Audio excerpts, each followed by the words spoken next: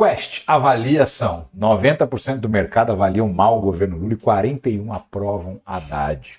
Péssima avaliação do mercado financeiro para o governo Lula. O que isso significa? Significa que está tudo bem. Sabe por quê? Sabe quem que é o mercado? O mercado é o investidor. É o cara que deixa o dinheiro guardado no banco. Ou está na poupança, ou está numa letra do tesouro, ou está em ações da bolsa, ou está em ouro, ou está em dólar, ou está em... Enfim, ele empresta dinheiro para receber juros. Esse dinheiro não produz empregos. Não é uma indústria, não é um comércio, não é uma prestação de serviço. É dinheiro aplicado. O mercado é o grande agiota do mundo. É quem empresta dinheiro para tudo acontecer, para fazer uma obra, para ampliar uma empresa, para, enfim, ele põe o dinheiro a juro, né? Esse cara não gosta quando o país está a pleno emprego. Por quê? Porque os custos aumentam, porque tem menos gente desempregada, as pessoas estão ganhando mais, estão gastando mais, estão recebendo salários maiores, o custo das empresas aumenta, porque tem que pagar salários melhores para atrair pessoas, porque não está sobrando emprego, porque está sobrando emprego. Então, nesse caso, as pessoas são atraídas pelas melhores ofertas do mercado. E também porque, com mais gente pobre com dinheiro no bolso, e todos os números que eu mostrei anteriormente confirmam isso, o que o pobre faz? O pobre gasta, né? O pobre não tem dinheiro sobrando do salário dele. Ele gasta. O que acontece? Ele melhora a comida que ele come, melhora a roupa que ele veste, mas ele acaba gastando tudo. E aí, quem gasta não poupa. Então, essas pessoas que estão investindo no mercado financeiro têm que perder dinheiro para os mais pobres ganharem dinheiro, que é o que está acontecendo nesse momento na economia brasileira. Então, aquele que investe, que deixa o dinheiro parado no banco para emprestar a juros, fica com um pouquinho menos de dinheiro para emprestar a juros. Por quê? Uma parte desse dinheiro foi parar na mão do pobre, por meio da distribuição da riqueza, da redução da desigualdade social. Você tem menos gente pobre, com dinheiro no bolso, esse pobre gasta, esse pobre não dá na mão do investidor para ele investir.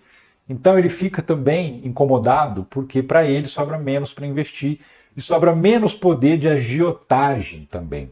Porque se está todo mundo ganhando dinheiro, a indústria, o comércio, a prestação de serviço e o empregado, é menos gente precisando pegar dinheiro emprestado, porque está com mais dinheiro no bolso.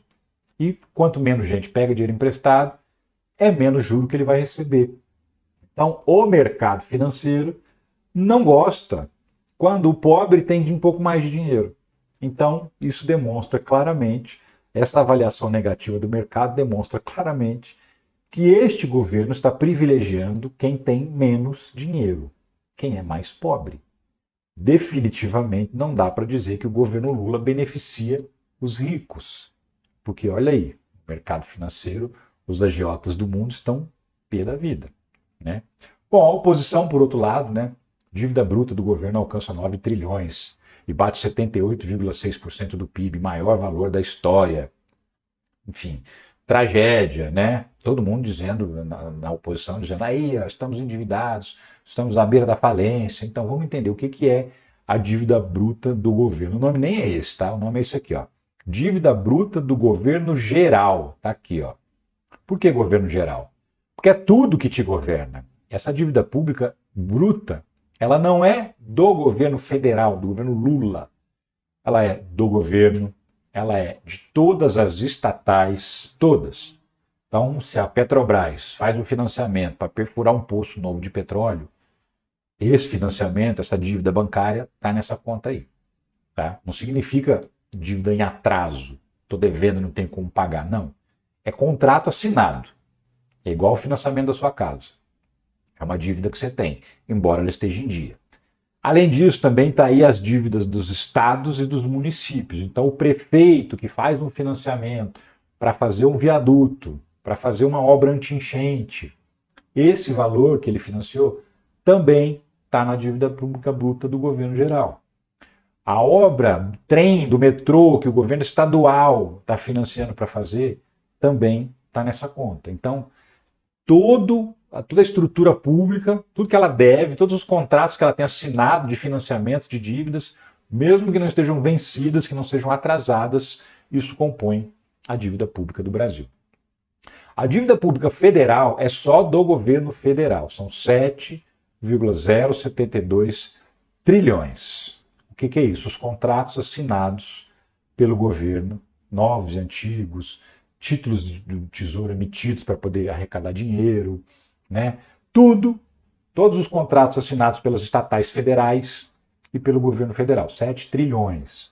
E aí fala assim, poxa, teve um aumento. De fato, teve um aumento nos 2 anos do governo Lula. Teve um aumento, na verdade, desde sempre. A dívida pública do Brasil, o gráfico dela é assim, ó, sobe o tempo inteiro. Mas, no caso do governo Lula, subiu sim. Por quê que isso aconteceu? Praticamente metade do aumento da dívida pública é o que? O juro que subiu. Eu tenho um contrato, se esse juro sobe, o juro que eu vou pagar ali mais para frente aumenta também. Então a minha dívida cresce. Então quando o Banco Central vai lá e aumenta meio ponto, por exemplo, da taxa Selic, isso faz a dívida do Brasil aumentar.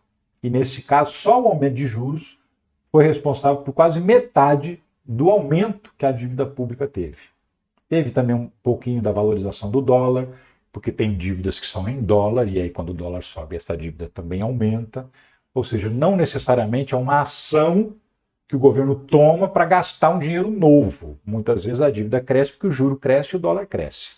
São outros fenômenos que fazem a dívida crescer. Tá? Então, a dívida é essa. Agora, poxa, 7 trilhões de reais é muito dinheiro. É assustador, não é? Então, mas vamos analisar, porque é o seguinte, falar o número por si só realmente é assustador. Agora a gente precisa ver se isso é realmente muito dentro do contexto do que é uma dívida pública. Eu te aconselho a ver essa matéria aqui, ó. Dívida pública aumentou. Entenda o que é, quem deve e qual é o impacto. Né? Eu estava lendo um texto aqui embaixo, deixa eu até voltar a ver se está selecionado. Isso aqui que é o mais importante. Ó. Em 2022, a dívida pública esteve em 81,8% do PIB. Para comparação, em 2021, a relação de endividamento dos países da OCDE em relação ao PIB ficou, em média, em 122% em 2021, de acordo com o Banco Mundial. Então vamos voltar lá. A dívida pública do Brasil é 78,6% do PIB, da soma de todas as riquezas do país.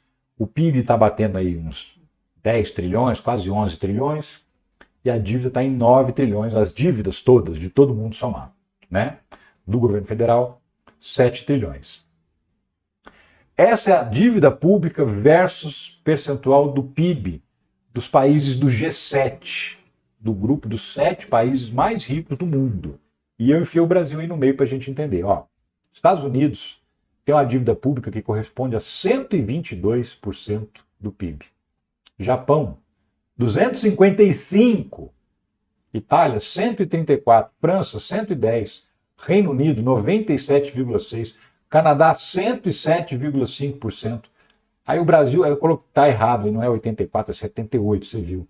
E depois a Alemanha, 62%. Ou seja, dos 7 países mais ricos do mundo, só a Alemanha tem uma dívida na proporção do produto interno bruto menor do que a dívida brasileira. Se você for nos países do G20, os 20 países mais ricos do mundo, e pegar lá a relação dívida versus, está aqui, ó, percentual do PIB, o Brasil é o 11º. Praticamente todos os países ricos do G20 devem mais do que o Brasil. Aqui, Japão, 255, Singapura, 168, Argentina, 155, Itália, 135, Estados Unidos, 122, França, 111, Canadá, 108, Espanha, 108, Reino Unido, 97, a zona do euro inteira. A zona do euro, a Europa, na média, 87,4%, e o Brasil, 84,68%. É daqui que está aí os 84% que eu falei no slide anterior. Tá? Então, assim, o Brasil, e praticamente a mesma coisa que a China, 83,4%. Praticamente a mesma coisa que o endividamento da China, 1/3 do endividamento do Japão, 50% menos endividamento que os Estados Unidos. Essa é a diferença. É aí que a gente vê que esse negócio da dívida pública, 9 trilhões é um número gigante, mas se você for olhar no contexto do mundo, não é um número gigante. Na média dos grupos de países mais ricos, o Brasil é um dos menos endividados. Menos endividados. Então, o número assusta, Mas quando você olha o conjunto das informações, você vê que não. Inclusive, existe uma coisa chamada reserva de liquidez, que é o quê? O dinheiro que o governo já tem, já sabe que tem, para pagar as contas que vão vencer no curto prazo, nos próximos meses. O que é considerado seguro, ideal, tranquilo?